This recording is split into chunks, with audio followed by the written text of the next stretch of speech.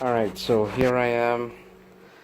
I'm gonna construct my rectangular box to house these lights you see here. Got some hardware here, piece of wood, some wires.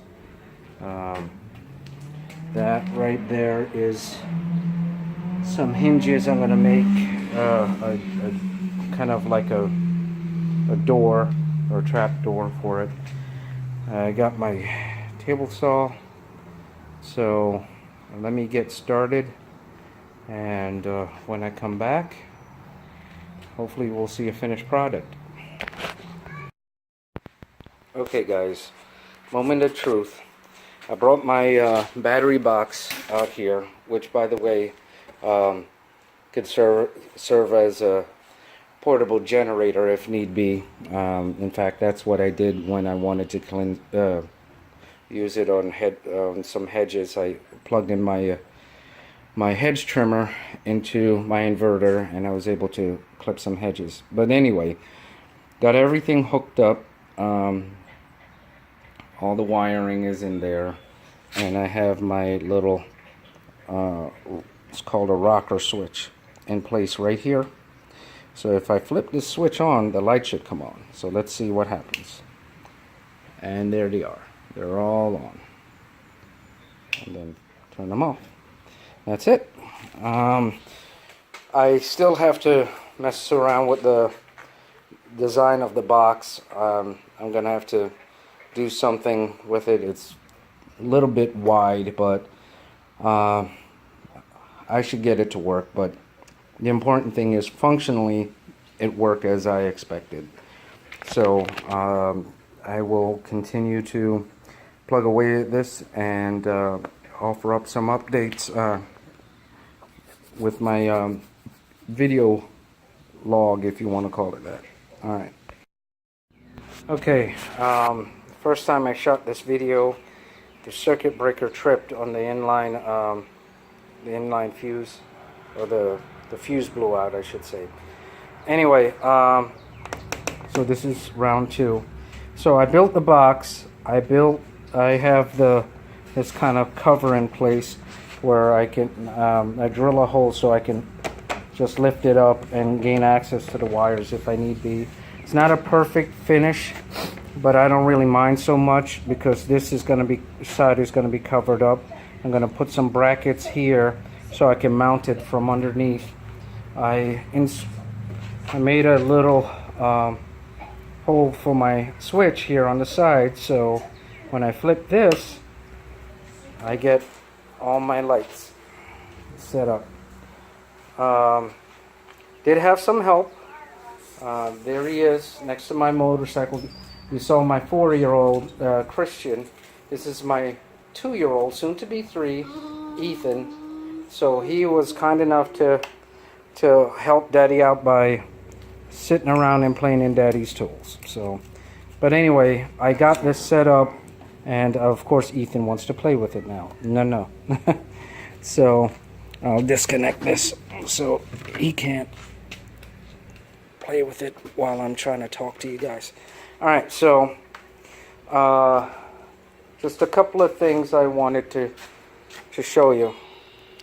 This is one of the beauties of when you buy multiple stuff, you get a number of parts to reference. So as I said, with the inline fuse right here, I removed this one and put in one of the spares I had.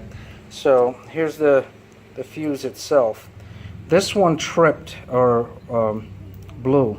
This is like the second time that the fuse like this blew. It's a 15 amp fuse, and it goes down inside there.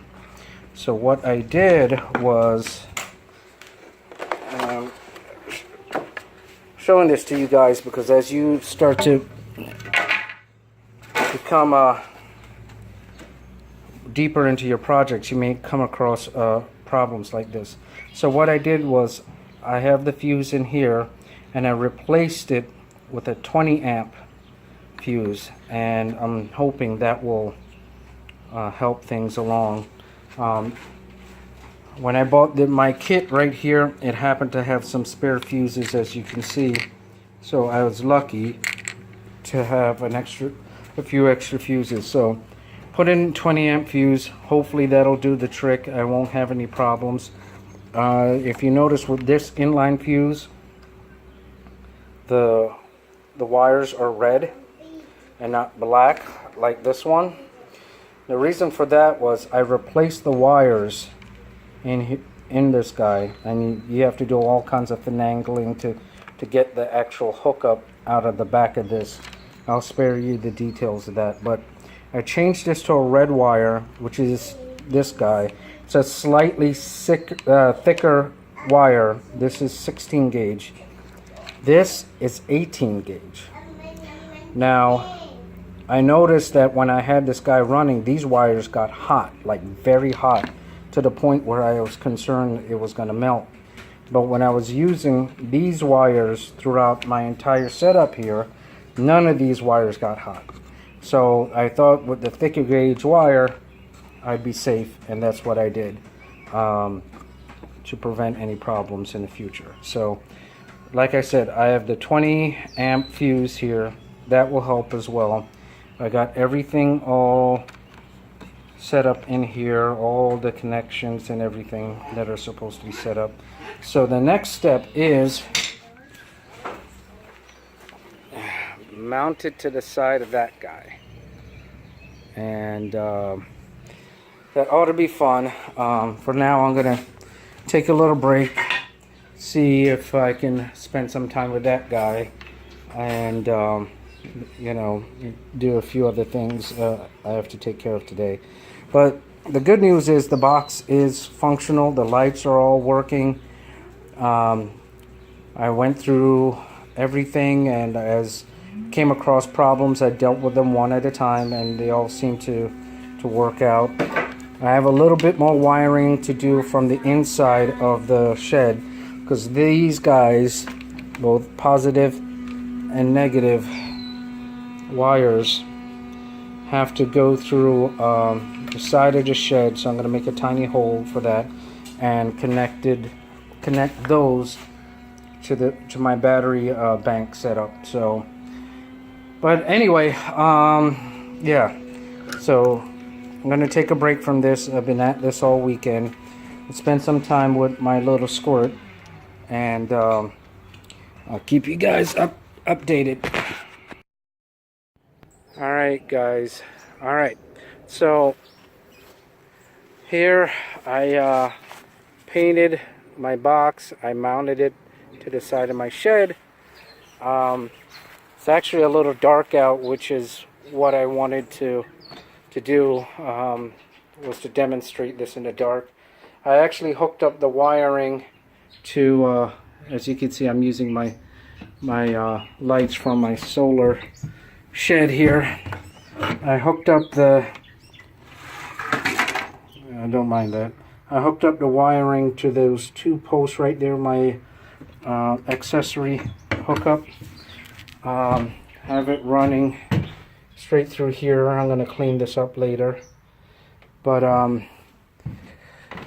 so to see a demonstration, here I have my switch. Turn the switch on. There we are, lights outside. This is perfect because like I said, there are times when I'm doing work outside near the shed and I need some lighting if it gets dark. Nice thing is, if you see here, these lights adjust a little bit so where I need them to go. So very proud of myself. Now all I have to do is reclaim my garage. I made a huge mess in the garage, so I'm going to take a day or so to reclaim it. But yeah, solar lights project is complete.